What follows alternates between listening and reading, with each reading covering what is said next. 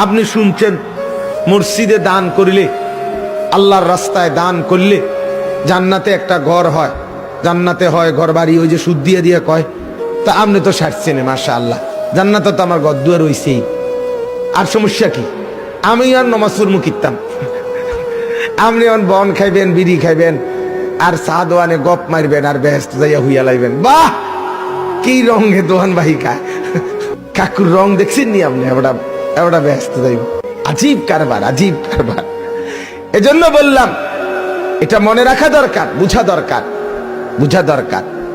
একটি ইবাদত, প্রত্যেকটা আমলের, নামাজ বলেন, রোজা বলেন, হজ বলেন, যাকাত, জিকির, তেলাওয়াত, তাসবিহ, দান, সাদাকা, সব আমলের এত এত নেকি।